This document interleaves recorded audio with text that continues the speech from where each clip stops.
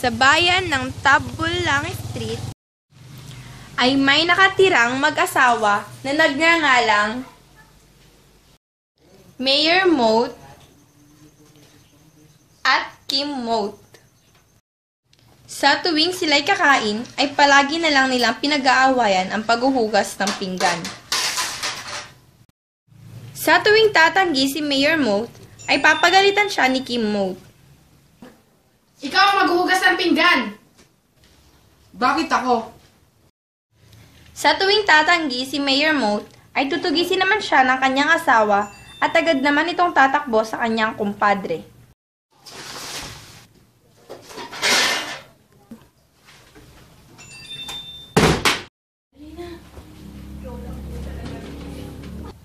Pare, dito muna ako Sige, dumito ka muna.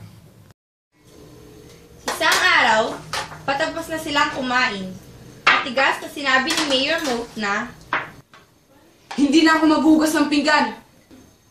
At sino? Huwag mong sabihin ako. Buong araw na ako nag-aaral sa bukid, tapos ako pang maghugas ng pinggan.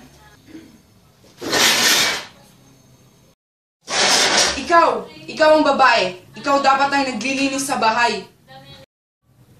Sige nga, anong gagawin mo? Matapos mong italing kalabaw mo sa bukid, may higa ka na lamang? Mahirap ba iyon? Ako na ang nagluluto, naglilinis, naglalaban ng damit, pati pagbubunot ng sahig, ako na. Tapos ayaw mo pa maghugas ng pinggan?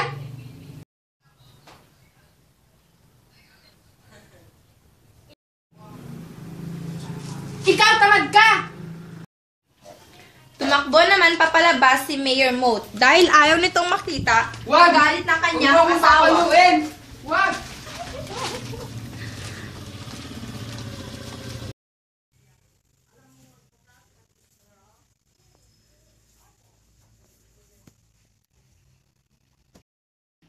Bumalik ka nga rito.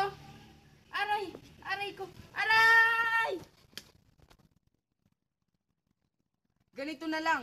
Kung anong magiging kasarian ng magiging anak natin, ay doon natin ibabase kung sino ang maghugas ng pinggan.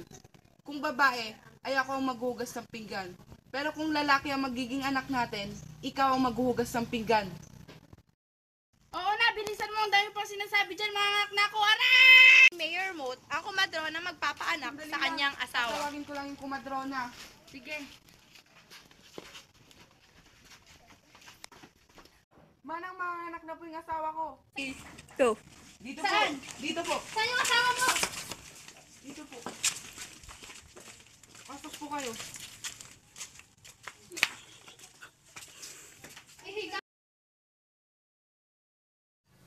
Maghanda ka ng plangganong may tubig at towel. Sandali lang po, kukunin ko na. Ito na po. Sandali lang po, ito na po. May pakilagay na lang sa baba.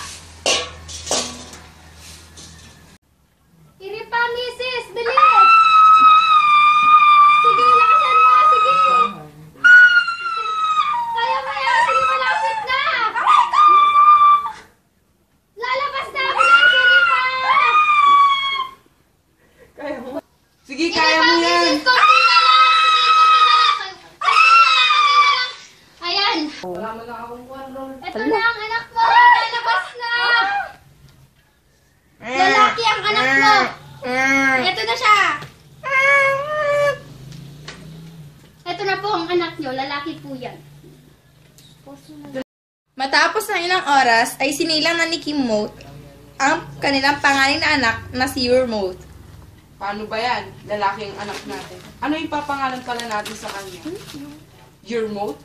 O sige, ikaw bahala.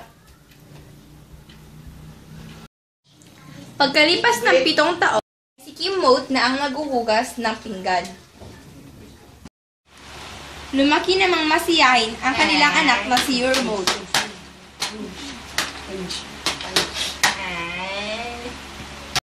At isa yan sa isang kadahilan kung bakit babae ang naghuhugas ng pinggan. Camera, action. Oo na, ang dami mong alam, mga anak na ako. Aray! Manang, mga anak na po